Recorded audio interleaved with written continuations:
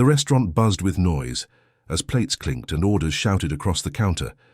The Friday rush was in full swing and everyone moved fast, everyone except one table in the corner where a group of executives sat their expensive watches. Flashing under the light at the center of the table was Adrian Cole, billionaire owner of the restaurant chain.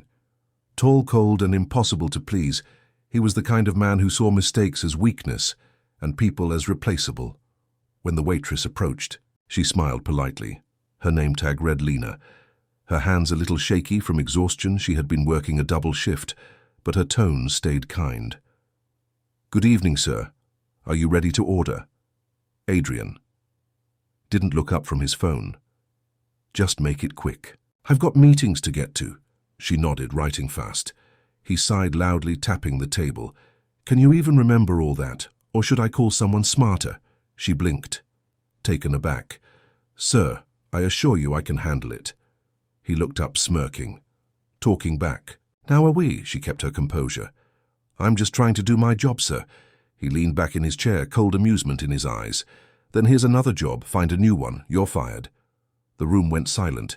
Even the music seemed to stop Lena's face. Drained of color, but she didn't cry. She just nodded quietly. "Thank you for the opportunity, sir. I hope your meal goes well." She walked away, head held high, while whispers spread across the restaurant. Adrian's assistant leaned in and said softly, "That might have been harsh." Sir Adrian shrugged. "If she can't take discipline, she doesn't belong in business."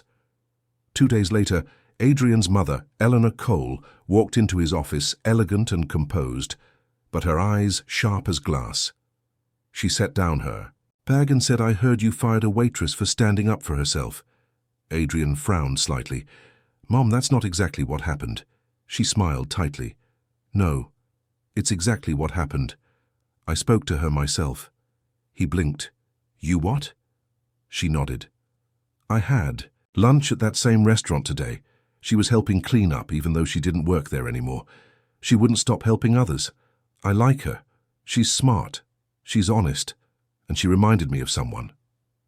Adrian sighed. "Who's that, she? Smiled you before you became heartless." Adrian leaned back in his chair, his tone clipped and impatient. "Mom, please tell me you didn't do what I think you did."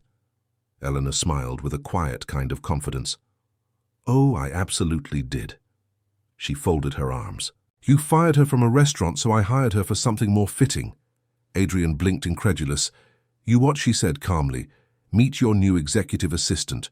The door opened, and there she was, Lena, her hair pulled neatly back, the same steady.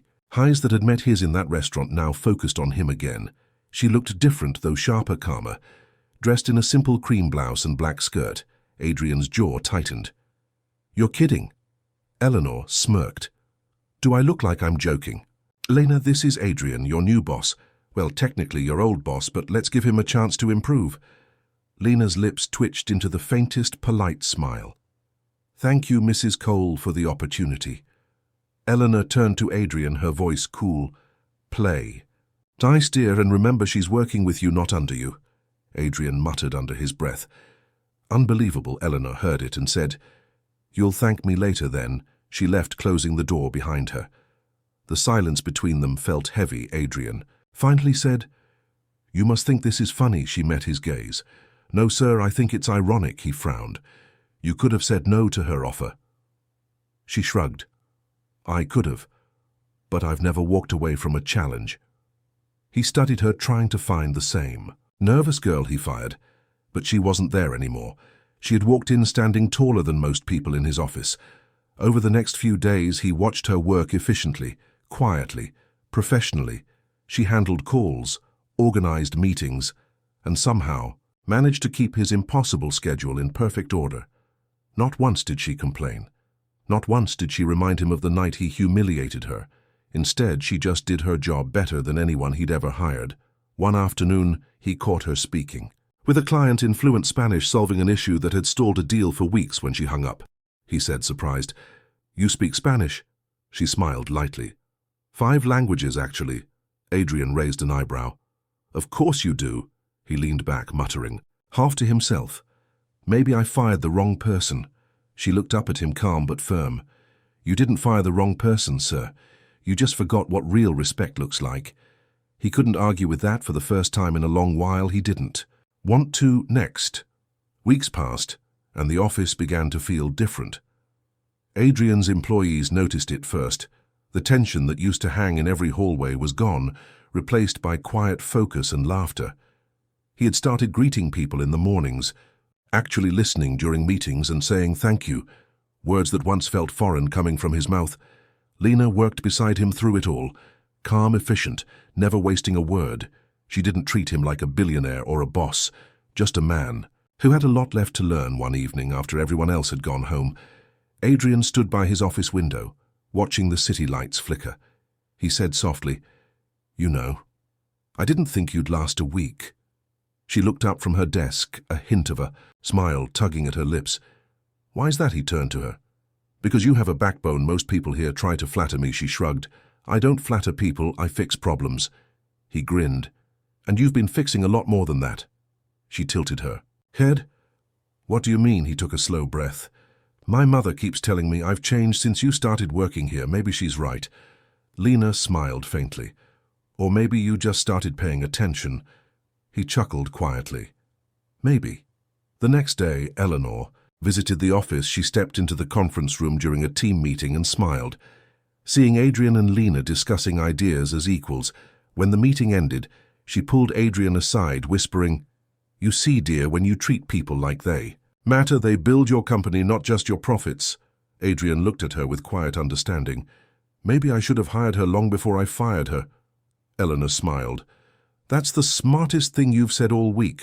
Later that evening, Adrian found Lena in the break room stacking reports. She looked up when he said, "You ever think about running your own company?" She laughed softly. "Not everyone gets that chance." He smiled.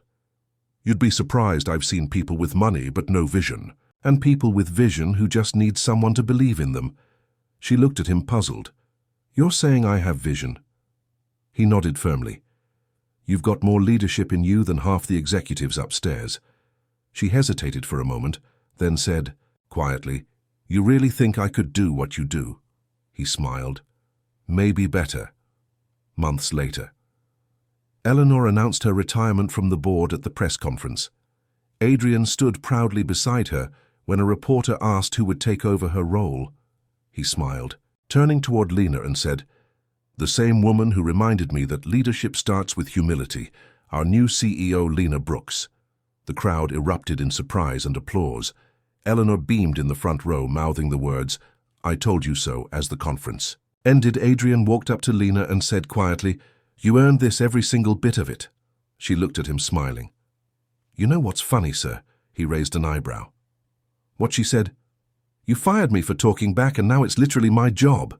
He laughed, shaking his head. "I couldn't have written a better ending." Months later, the company thrived under Lena's leadership. The same offices that once echoed with fear now buzzed with teamwork and laughter. She introduced new policies, fair pay, flexible hours, and open communication. The staff who used to whisper about their boss now spoke proudly about their CEO. Adrian watched it all unfold from the side, not as her superior anymore, but as someone quietly in awe of the woman who had once been a waitress. He had dismissed. One afternoon, he walked into her office to find her reviewing plans for a new mentorship program. He leaned on the doorframe, smiling. "You're rebuilding this place from the inside out." She looked up with a teasing grin. "Someone had to clean up the mess you left." He laughed softly. "That's fair." He walked closer, his tone turning gentle. "You know, my mother was right about you." Lena closed the file, amused. "She's right about a lot of things. Which one are you talking about?" He smiled. "The one where she said you reminded her of me before I lost my heart." For a moment, the air between them felt still heavy with meaning. She said quietly, "Maybe you didn't lose it. Maybe it was just waiting for you to find the right person to remind you where it was." He looked at her for a long time before replying, "Maybe I just found her." The next morning, a new plaque appeared outside the main office doors. It read, "Cole and Brooks Holdings." The staff whispered in surprise, some smiled knowingly. Eleanor arrived with flowers, grinning at the sight. She leaned toward Adrian and whispered, "I always knew she'd end up running this place." He laughed softly. "Me too. but not even I knew she'd end up running me. Eleanor chuckled. That's what happens when you fire the right woman. That evening, as the building emptied and the city lights glowed against the windows, Lena stood at the window looking down at the streets where she used to serve tables. She whispered almost to herself. Funny how everything can change with one bad night. Adrian joined her at the glass, his reflection beside hers. Maybe it wasn't a bad night. Maybe it was the start of everything. She turned to him, smiling softly. I still can't believe your mother hired me. He grinned. Best decision she ever made. And second, best decision I ever followed. She tilted her head. Second, what's the first? He smiled simply. Choosing you. They stood in silence, the world outside moving fast, while time around them slowed. Two people who began as opposites now, side by side.